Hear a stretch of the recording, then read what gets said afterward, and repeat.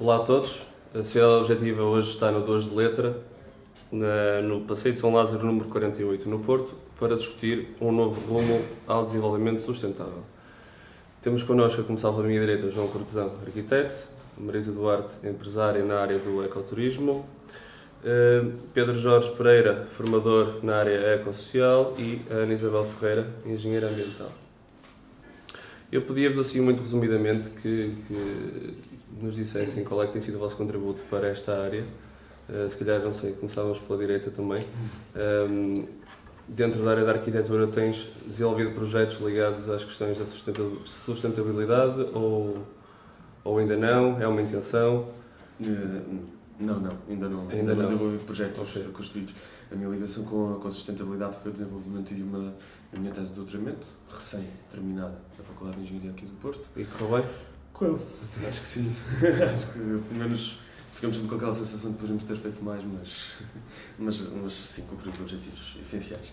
Mas a minha principal relação com a sustentabilidade é exatamente essa, no sentido que desenvolvi uma tese sobre desenho urbano bioclimático, portanto uma das correntes de pensar cidade de uma forma sustentável. Não é a sustentabilidade em geral, é um ponto particular de como podemos pegar no grande tema que é a sustentabilidade. Pensas aplicar isso em breve? Sim. Aliás, a razão pela qual eu iniciei o doutoramento logo após a licenciatura foi exatamente para que toda a minha atividade profissional fosse já dirigida de uma forma melhor informada possível sobre a questão da sustentabilidade e, em particular, sobre a questão do bioclimatismo. Ok.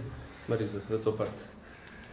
Em termos de percurso profissional, comecei por trabalhar numa empresa de consultoria em ambiente de sustentabilidade, daí colocar em prática este tema, nomeadamente na elaboração de relatórios de sustentabilidade e levar também a informação ao público, ou seja, à comunidade em geral, muito às escolas também, demonstrar na prática de que forma podemos contribuir. E eu também contribuo como cidadã no dia a dia, claro, esse contributo tem que existir, não só em termos profissionais. Depois avancei para outra empresa mais relacionada com a gestão ambiental, mas na construção. E depois resolvi abrir a minha própria empresa. Está a correr bem?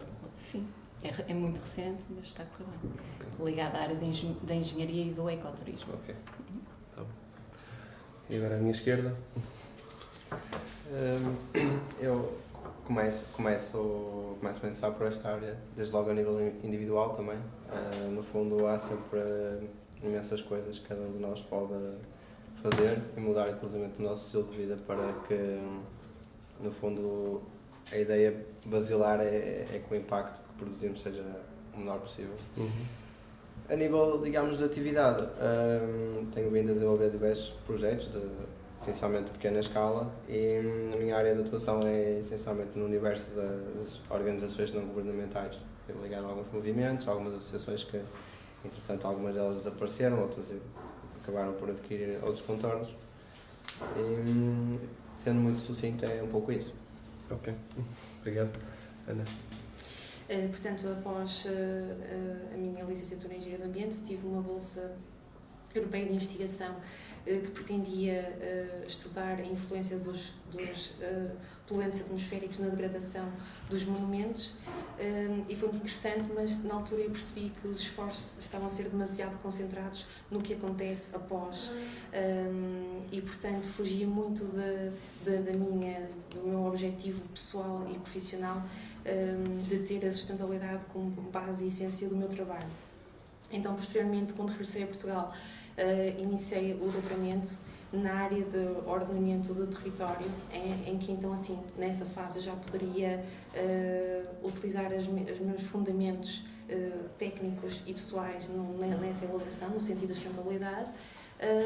Previamente, não é? Não depois de exatamente, previamente. Portanto, o que nós podemos fazer e integrar antes de degradarmos os recursos e utilizar essa base na construção e na requalificação das cidades. Entretanto, surgiu o projeto Porto Riz, que é um projeto que pretende atuar no setor ambiental com as finalidades positivas a nível social e que tem a sustentabilidade e o ambiente, não é, como fatores determinantes no progresso e no desenvolvimento social. Portanto, agora estou nessa fase. Queres arriscar uma definição de desenvolvimento sustentável? Para leigos, muito leigos. É assim, pronto, digamos, em termos de definição académica, o desenvolvimento sustentável não é mais do que aliar o progresso económico ao desenvolvimento social com uma gestão eficiente dos recursos naturais. É garantir no presente que as gerações no futuro vão poder usufruir dos mesmos recursos que nós estamos a usufruir agora. Portanto, digamos que esse é o conceito que é universalmente aceito de desenvolvimento sustentável. Eu, pessoalmente, na minha forma, como eu estava a dizer, no meu dia-a-dia, na minha forma de viver, eu penso que o meu conceito de sustentabilidade é um pouco diferente e é esse conceito que eu pretendo alargar e estender à minha vida profissional, que é... portanto, eu vejo que o indivíduo está, na questão do desenvolvimento sustentável, está de fora como elemento que causa uma ação sobre os ecossistemas, sobre os recursos, e esse elemento é o que provoca a ação e é o que vai tentar, posteriormente, resolver essa situação. Eu encaro o desenvolvimento sustentável como uma forma de crescimento inclusivo, colocar o indivíduo como parte do ecossistema e o indivíduo, a partir do momento que se apercebe e que compreende que faz parte de todo o sistema e que não está de fora como observador, é possível então criar bases e garantir essa gestão eficiente dos recursos naturais. Eu vejo o desenvolvimento sustentável dessa forma, com a inclusão do indivíduo e não como observador e como elemento que causa a ação. Okay.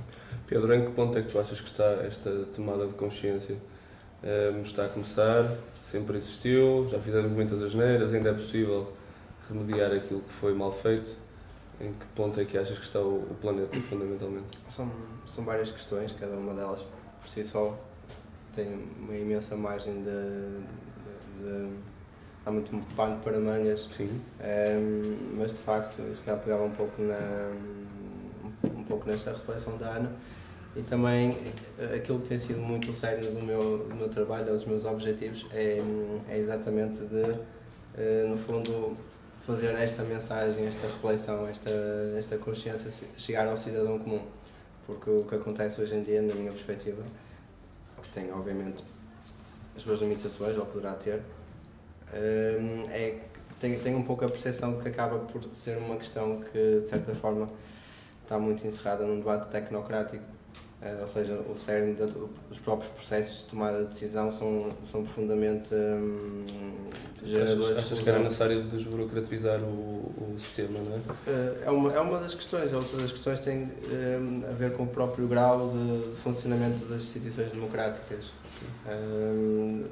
O que acontece é que o cidadão comum acaba, por um lado, não ser incentivado, longe disso, a participar nas decisões e nos processos, e muitas vezes, inclusivamente quando manifesta vontade e tenta de participar, essa postura que devia ser premiada e devia ser incentivada, pelo contrário, é de alguma forma ostracizada. E então parece-me que uma chave fundamental para as questões de facto começarem a inverter é um pouco isso que a Ana estava a dizer, no fundo, do indivíduo percepcionar de facto qual é a sua função e o seu papel fundamental em toda a dinâmica e por outro lado passa também, no ponto de vista, por uma mudança do próprio sistema, inclusive o grau de participação dos cidadãos. Tu há pouco falavas de associações que já desapareceram, com as quais trabalhaste. Esse desaparecimento foi devido a quê? Vários fatores. Por um lado também tem a ver com o grau de, entre aspas, imaturidade do movimento das ONGs em Portugal. Digamos, o terceiro setor, a sociedade civil acaba por, se calhar, estar num grau de desenvolvimento que fica, comparativamente a outros países, é um grau, digamos assim, um pouco atrasado e mais recentemente com uma certa alteração do eixo das prioridades de uma grande parte das pessoas, ainda mais. Tenho um pouco a percepção que, a certos sentidos, evoluímos positivamente, noutros sentidos houve uma certa regressão a nível, por exemplo, de participação cívica nos movimentos e nas associações. Ok. Então, na tua opinião, tirando esta parte do que já falamos, quais é que achas que são os grandes desafios neste momento para quem quer de facto implementar estas consciências e políticas e procedimentos? O que é que nos impede de conseguir? Um dos grandes desafios é precisamente alterar muito aquilo que são os paradigmas e o eixo de prioridade da maior parte das pessoas, no fundo sensibilizar para a importância fundamental em quase todas estas questões, não é? Por exemplo, discute-se muito a crise económica e parece no fundo que as questões ambientais e estas questões no fundo dos paradigmas de desenvolvimento que estão de alguma forma em causa é lateral ou é secundária e na realidade se calhar é a base de tudo, não é? Se nós de facto pensarmos de uma forma holística e o que é que leva às questões, o que é que está por detrás, seja da crise económica, seja da grave crise ambiental que nós atravessamos, passa muito realmente pelo próprio sistema vigente e é só com alterações mais profundas, porque o que acontece em muitas situações e é preciso ter um pouco de cuidado. Começo agora a lançar um pouco uma certa acha para a fogueira, mesmo com estes termos, com a sustentabilidade, com a economia verde, não sei o que mais. O que acontece muitas vezes é que há quase uma tendência, uma certa propensão, muitas vezes nomeadamente a nível corporativo, por exemplo, ao greenwashing. Sobretudo porque estamos num contexto de uma sociedade civil ainda com um déficit muito grande de informação a nível destas questões, muitas outras eventualmente. E então o que acontece é que por vezes incentiva-se pequenas alterações pontuais que no fundo não alteram o cerne da questão e de certa forma empresas e entidades e instituições ufam-se ter uma atitude, digamos, sustentável e depois na prática se calhar ficam muito aquém a muitos níveis. Ok. Marisa, tu achas que do ponto de vista corporativo e das empresas há um conflito grande de interesse entre aqueles que querem implementar essas políticas e comportamentos e aqueles que não querem propriamente? Sentes essas questões no dia a dia? Ou... Se entre elas há um grande conflito, acho que não. É óbvio que as empresas cada vez mais têm que corresponder e se adaptar, não é? O movimento ambientalista começou a partir de 1960, porque rapidamente percebemos que os produtos que usamos são facilmente descartáveis e precisamos de recursos para ter novos produtos. E face a esta consciência, não é, as empresas também tiveram que se adaptar, ou seja, começar a procurar então novos produtos, a desenvolver novos produtos, a procurar também novos fornecedores ou fornecedores que vão ao encontro daquilo que eles pretendem. E é claro que ligado a isto vem toda a componente legal, não é? Toda a responsabilidade e obrigação legal. E daí a maior dificuldade das empresas, não é? É dar resposta a isso, principalmente agora que eu acho que também a sustentabilidade, já agora um bocadinho para os leigos, não é o tal termo, foi perfeita a definição da Ana, mas é deixarmos para nossos filhos o planeta que queremos, não é? Então para isso temos que cuidar dele hoje. Então vamos cuidar de forma a que ele fique da mesma forma ou melhor para os nossos filhos ou para os nossos netos, para as gerações futuras. E daí conseguimos perceber o que é que queremos da sustentabilidade. É claro que a partir daí há o tal equilíbrio o económico, o ambiental e o social. A sustentabilidade acho que também começou a ter muito uma conotação ligada ao verde, inicialmente. Acho que agora, cada vez mais, ouvimos ligada à componente económica, não é? Ouvimos muitos políticos na televisão que isto tem que ser sustentável, isto é uma política sustentável, esta medida é sustentável, não é? E já descartamos um bocadinho da componente ambiental e passamos para a componente económica, não é? Mas é óbvio que todas elas estão ligadas, porque mesmo toda esta revolução económica se reflete na questão social. Mas quando se ouve falar nessas questões do ponto de vista da economia, tu achas que são declarações de intenção legítimas e verdadeiras ou é só mesmo para falar do assunto? Não. Tem toda a ver. Se forem ligadas à componente ambiental, sim, ou em termos gerais. Assim, há de tudo, não é? Há coisas com as quais eu concordo, outras que não concordo, não é? Mas há aqui realmente, por parte das empresas, uma grande dificuldade em corresponder nos dias de hoje, porque também todas elas, face à situação do país, não é, estão com grande dificuldade. E se já há os requisitos legais para corresponder, quando queremos ir mais além para sermos sustentáveis, não é? Ou para evidenciar essa sustentabilidade, pode ser, por exemplo, através dos relatórios de sustentabilidade, não é? As empresas podem desenvolver o seu relatório de sustentabilidade, mas isso acarreta custos. Estamos disponíveis para isso quando já temos uma série de custos associados por cumprimentos legais que temos que obedecer. Se calhar estamos, não é? Mas há um investimento também que tem que ser feito, não é? Por falta de vontade, não é? Das empresas, por vezes. E esses relatórios são ótimos até, por um lado, para evidenciarmos para o exterior de que forma é que eu, como empresa, mantenho esse equilíbrio económico, ambiental e social, e também de que forma é que eu ajuda também a que eu vá buscar exemplos de outras empresas que trabalhem na mesma área que eu, não é? Eles desenvolvam o mesmo produto ou os mesmos serviços, e é uma questão aqui também de benchmarking, é tirar o melhor do outro lado. A roda está inventada, não é?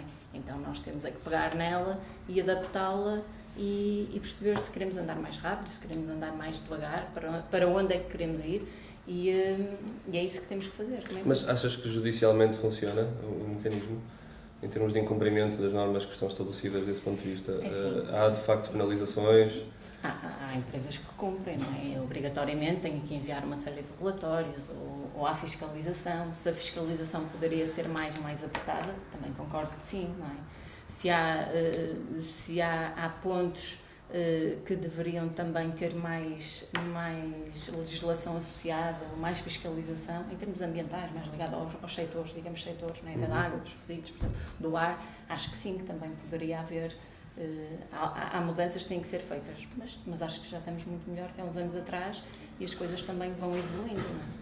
E agora, do ponto de vista do Estado, já não dos privados, sabemos que as grandes potências e as economias mais fortes dependem um bocadinho do grau de poluição que têm, não é? Como é que nós conseguimos ultrapassar isso e convencê-los a adotar outro tipo de política?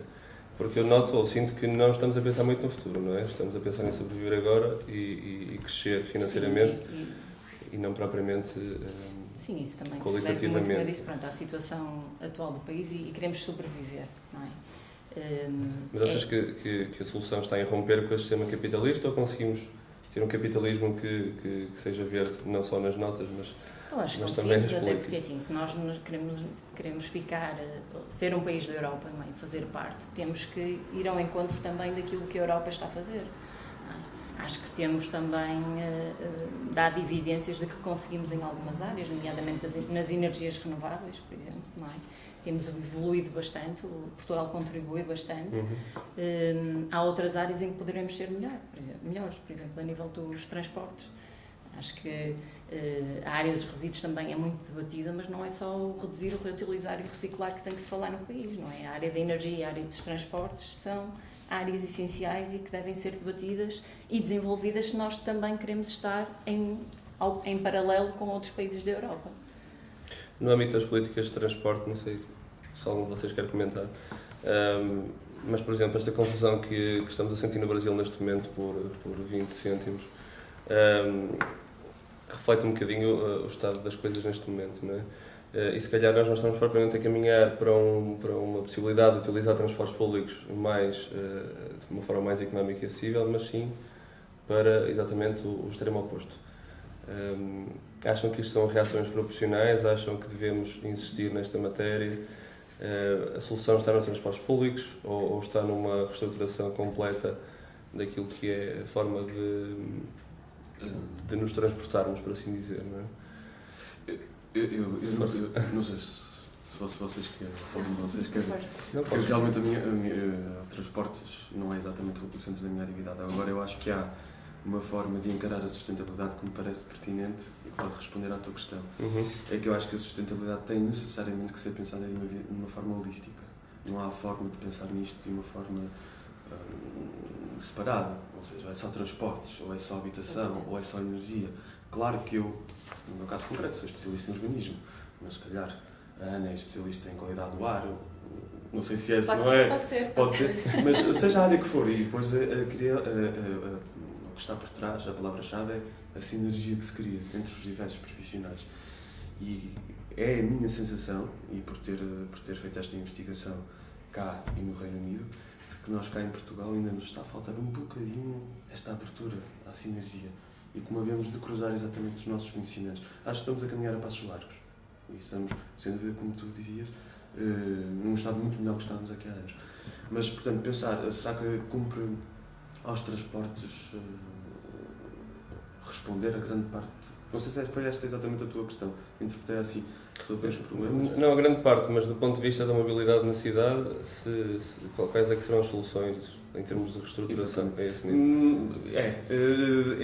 Eu acho que passa muito pelo transporte público, mas a grande fatia do consumo energético nas cidades é sem dúvida a habitação, que se casam em aquecimento e arrefecimento do edificado. Habitação não, edificado, todo tipo de edificados. Portanto, se as duas coisas, acho que a seguir são os transportes, não sei agora exatamente as percentagens. Já vamos a essa parte, se me permites, Pedro. Em relação a estas manifestações de rua, tu achas que isto é uma questão que se vai agravar em termos de problema social? Vão continuar a acontecer, vão aumentar? São uma questão pontual? Eu dou o exemplo do Brasil, porque pronto, não se tem falado de outra coisa esta semana.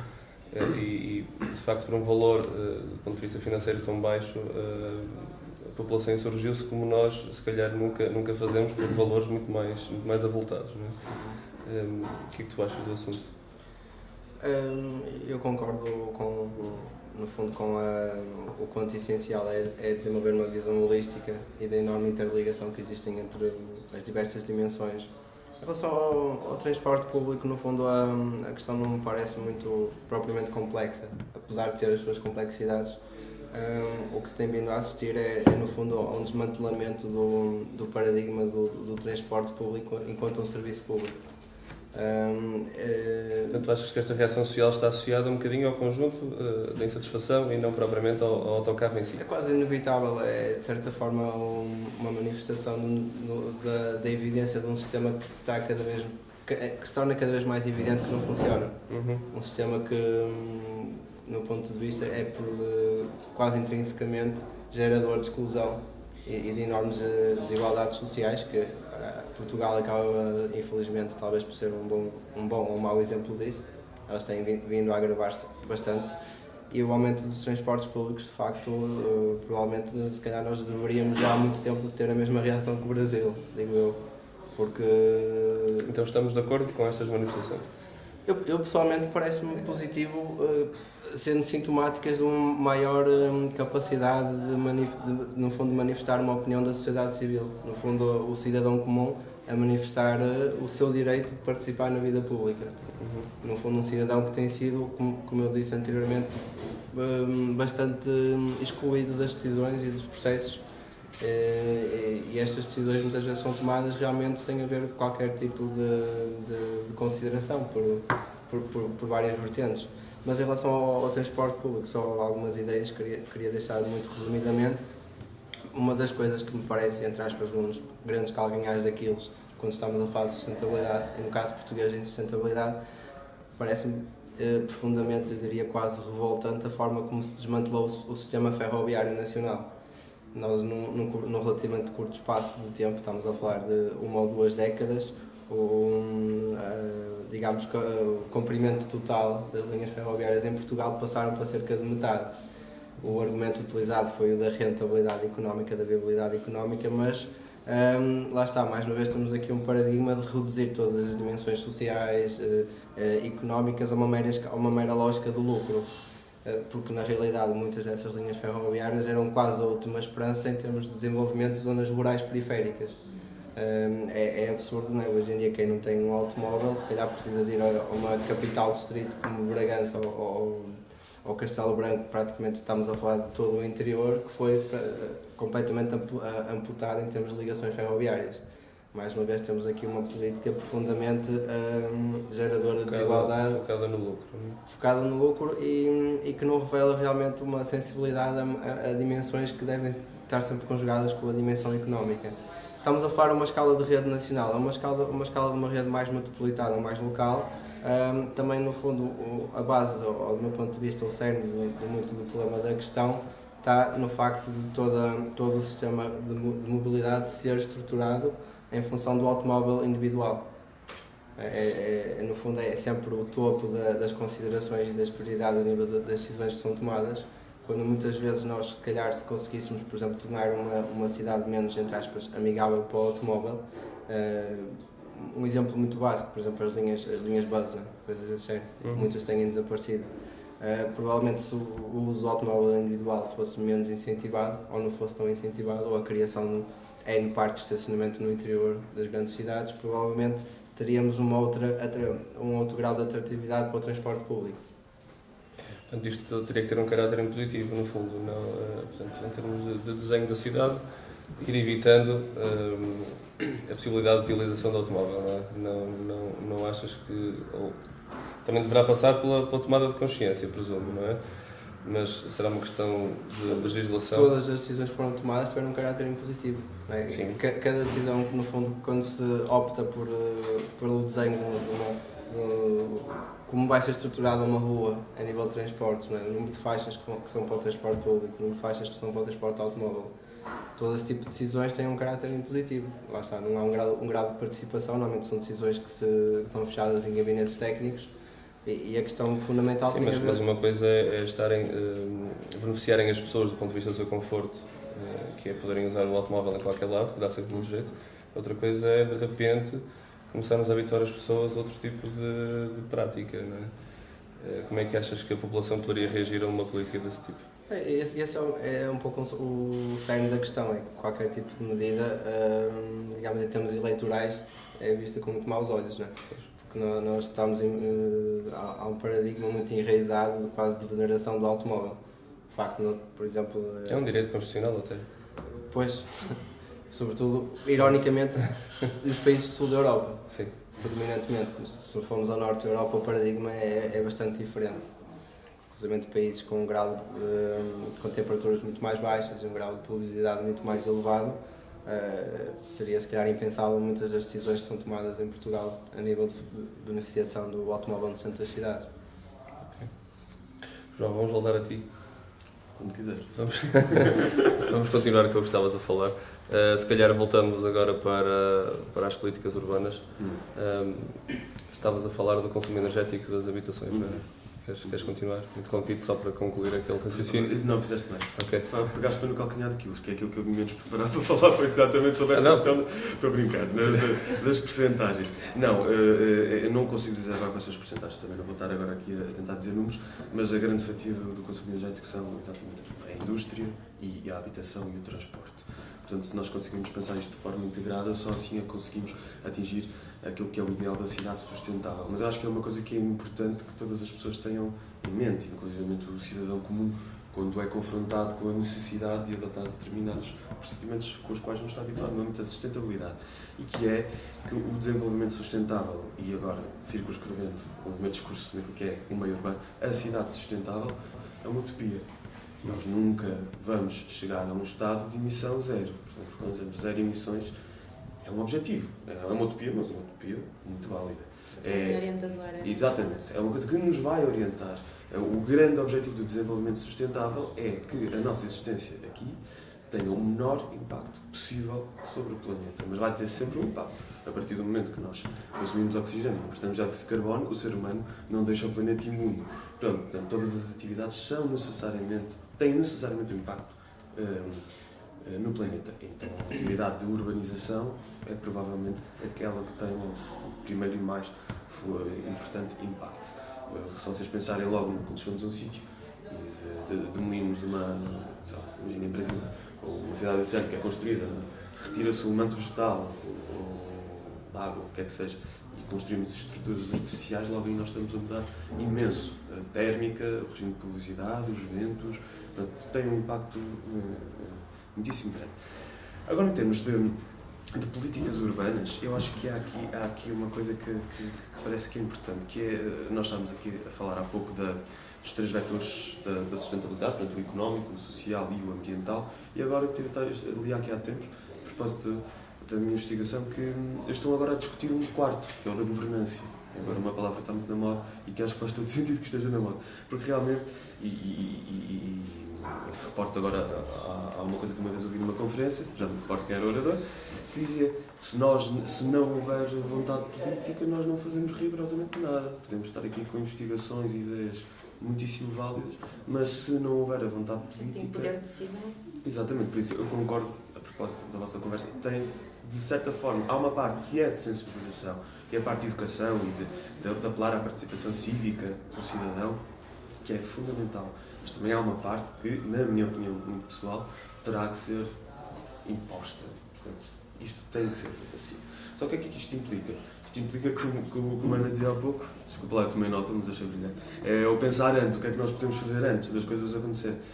É a mesma coisa aqui. Como é que nós mudamos a governança? Que modelo de governança é que nós queremos, ou é que nós temos? É certamente fruto daquilo que decorre da educação que nós também temos. E acho que o papel da educação é determinante, porque é isso que vai gerir, ou que vai determinar qual é o paradigma de uma determinada sociedade. Há pouco também alguém falava do paradigma. O que é este paradigma? O paradigma é válido. Quando nós pensamos que, por exemplo, ao longo do século XX há uma adaptação das cidades à circulação do automóvel, porque na altura era vista como o paradigma de desenvolvimento, não vamos questionar se é bom ou se é mau, na altura era válido e fazia todo sentido. Neste momento estamos a perceber que não. Atenção, que isto trouxe imensos problemas para a qualidade ambiental das vidas, para a significação do que é viver numa cidade e daquilo que é bom, da comunhão, da interação social, isto em termos de espaço público, mas certamente também no campo da arquitetura. Portanto, como é que nós conseguimos mudar isto? Mudar estes paradigmas? Isto tem que partir, na minha opinião, e não só na minha opinião, de várias pessoas, da educação. Quais são as referências, os inputs que nós damos às crianças, que depois vão ser as pessoas que vão ser técnicas e que possivelmente vão ser as pessoas que vão tomar as decisões e que vão estar no poder. Portanto, este vetor da governança parece-me fundamental.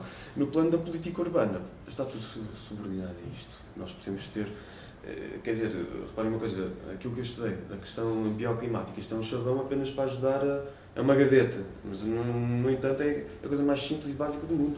Vamos construir com vegetação, com água, não necessariamente sempre com vegetação, não é aquela coisa de agora vamos deixar a cidade de árvores, não é o que se trata, não que isso fosse mau, mas há aqui um juízo de sensibilidade que se tem que fazer.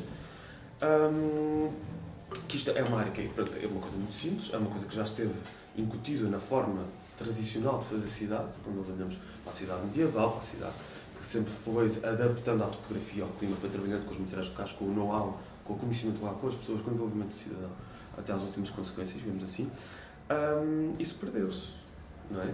E perde-se porque há uma nova forma de construir cidade. E a política urbana vai andando de mãos dadas com isto. Então o que é que nós mudamos? Mudamos a política urbana, mudamos a educação, ou mudamos a forma física da cidade? O que é que tu achas que faltou ao Porto a esse nível? Acho que o Porto padece de um problema que Portugal padece, que é a falta de visão estratégica e integrada das coisas. Não há estratégia. Vê-se investir milhões de euros, imagina, na reabilitação de uma determinada praça e que depois há um desinvestimento notório e massivo em questões de gestão e de manutenção do espaço. Vemos ervas, sujidade, uma programação pobre do espaço, que não acontece lá nada.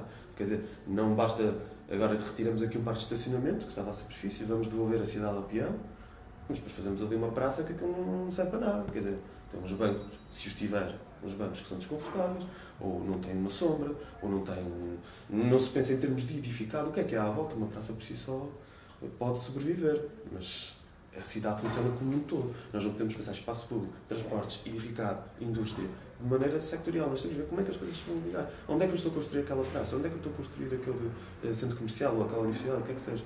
Temos que ter uma visão muito holística.